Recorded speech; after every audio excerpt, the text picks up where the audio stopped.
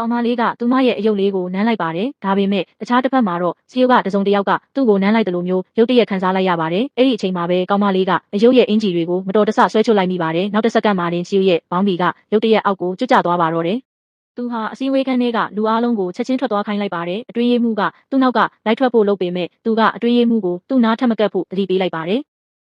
အခုနားကဖြစ်ပျက်သမျှကိုအတွင်းရေးမှူးလှုပ်လိုက်တာလို့သူထင်နေခဲ့တာပါတကယ်တော့သူဟာကောင်မလေးရဲ့အယုတ်နဲ့တစ်ထပ်တည်းချိတ်ဆက်မိနေတာကိုသူလုံးဝမသိရှာပါဘူးအိမ်ပြန်ရောက်တဲ့အခါအမျိုးသားကရေးစချိုးပါတယ်အဲ့ဒီအချိန်မှာပဲကောင်မလေးကသူမရဲ့အယုတ်လေးဆိုနေတာကိုတွေ့ပြီးလန့်သွားကသပင်အချောက်ခံဆက်နဲ့အချောက်ခံဖို့ပြင်လိုက်ပါတယ်ဒါပေမဲ့အယုတ်ကပြန်ချောက်သွားတဲ့အပြင်အင်ဂျီတောင်ဝတ်ထားတာကိုသူမတွေ့လိုက်ရပြန်ပါတယ်တကယ်တော့တခြားတစ်ဖက်ကအမျိုးသားကအိပ်ယာဝင်ဝတ်စုံကိုဝတ်ပြီးအိပ်ဖို့အဆင်သင့်ဖြစ်နေခဲ့တာကြောင့်ပါဇဝေဇဝါဖြစ်သွားတဲ့ကောင်မလေးကအယုတ်ရဲ့အင်ဂျီကိုလဲပေးဖို့လုပ်ပါတယ်။အဲ့ဒီအခါအမျိုးသားကရုတ်တရက်လန့်သွားရပြန်ပါတယ်။သူ့ကိုယ်ပေါ်ကအင်ဂျီတွေကအကြောင်းပြချက်မရှိဘဲပျောက်ကွယ်သွားလို့ပါသူဟာသူ့ကိုယ်သူချိန်စာတင်နေပြီလို့ချက်ချင်းထင်သွားပါတယ်